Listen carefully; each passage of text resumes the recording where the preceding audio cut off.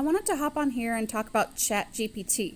I think in the world of AI nowadays, like since 23 or 24, we've been seeing AI pop up, a lot of images that pop up between the hyper realistic ones that look so hyper realistic that they don't look realistic, the stuff that probably our moms or grandparents are sharing, and they don't realize that it's AI, or things down to funny commercials that are made by AI that show kind of a likeness of humans, but they have 60 fingers or something. I mean, I think we've seen a lot of AI pop up in ways that are strange, or maybe we just aren't sure what to make of it. But when it comes to like creating resources or teaching, things like that, I think it can be useful. Like most technology, it can be useful, and I want to share how I have used AI. I'm really only just starting to dip my hands into this world a little bit, and I don't plan to use it much beyond this because I think it gets a little bit tricky for a number of reasons. So that's what I want to start with, actually, is you don't want to rely on it so much that it is your resource. You don't want to use AI as the resource that you're selling or as the way that you teach. Also, I think we realize, like, if we hear an AI generated song or something, that there's a human element that's missing. It's almost too manufactured. It's too on the beat, or the song lyrics are too specific. Like, sometimes there's a poetry to the way that humans write lyrics, and when AI writes things, and I think there was a show out there, I'd have to look it up, there's a show that uses AI music, and the lyrics are way too specific to what's going on in the scene. Like, you can tell they just like typed in a prompt and took the first song that AI created and plopped it into the show, and there's just something not special about AI that way. But I've found that it's been helpful when it comes to listing my resources on, well, TPT or any platform, really. And I use it in two ways. One way I've used it, which is not my primary way, but the one way I've used it that's secondary, is basically typing in generally what my resource is about. It's about the description and the details that you put in your listing. So I'll plop in the most important words or details about my resource, and I'll ask it to give me a bulleted list of what's included, what are the benefits, what problem does it solve, or something of that sort. It changes all the time, so I don't have an exact template for what I use in ChatGPT for the description and details. It does depend on what resource I'm putting up and things, but I will play around with it if I don't like the first one it gives me, but usually I'll end up using most of the first one it gives me because it usually helps at least get me started.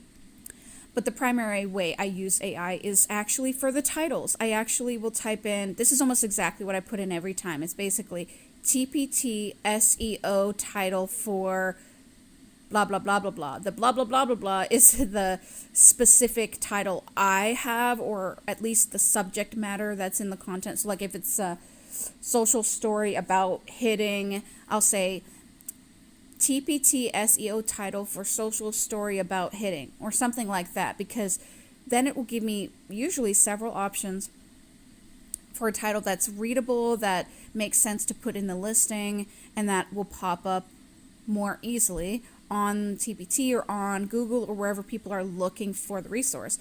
Search engine optimization, or SEO, is kind of this like big term that some people aren't sure exactly how to manage sometimes, and I'm still on a learning curve with it, but I've tried to retitle things so they come up on searches on the first few pages, because if it's on the 10th page, most people aren't getting there. Some of it does take some manual work. There are tools out there to relieve you of some of the manual work, but I don't pay for those things. But you can just go to TPT or whatever platform you're on, search the exact title of your resource, or at least part of the title, and see if it comes up on the first page or two or three. If it doesn't, you might want to retitle it with more SEO friendly terms, and you may have to play around with it a couple times. But that's usually where ChatGPT has come in handy, because I really have noticed about a week after I changed some titles, I saw some of them get bought. Resources that I have not seen sell in either a long time or at all. I don't think it's a foolproof method, but I think it's helped. I've talked to people a lot about ChatGPT specifically, and even people who are not creating resources for TPT or otherwise.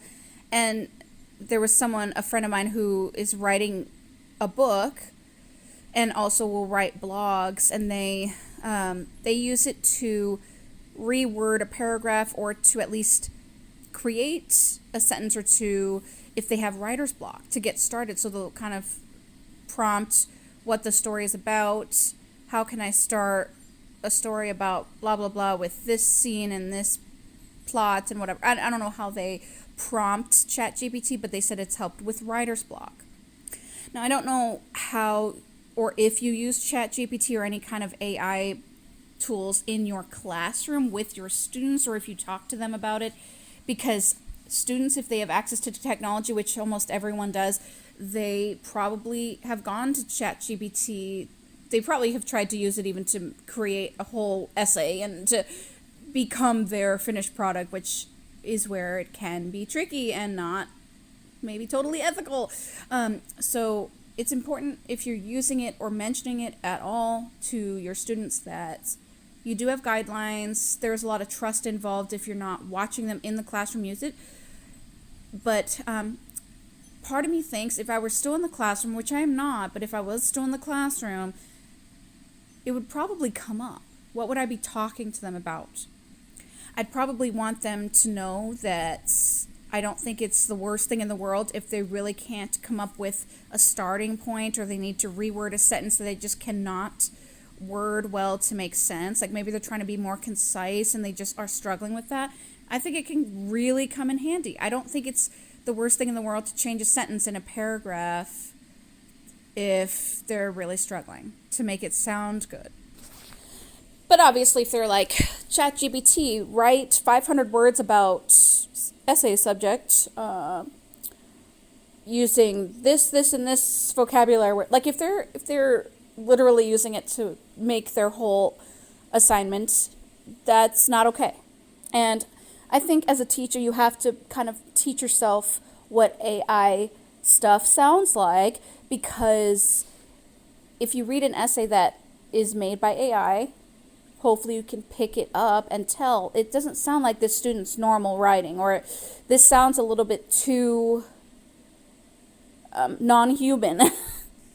I don't have the best pointers for that totally, because you know your students and I don't, but it's happening. I know it is, and you have to sort of start at studying what your students are submitting, and if what they're submitting starts to change once the subject of AI comes up.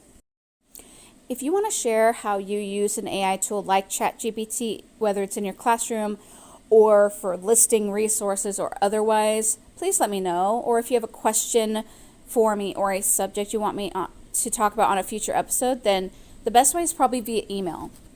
If you go to my Linktree, which I'll share in a moment, at the top will say email me, and that should open right to your emailing platform. If you don't know or see my Linktree address, it's linktr.ee/sarahsings.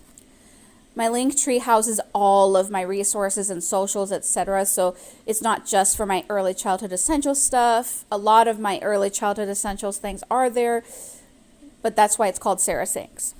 That's SARAH Sings. So go there, contact me if you'd like, and hopefully you'll be on a future episode.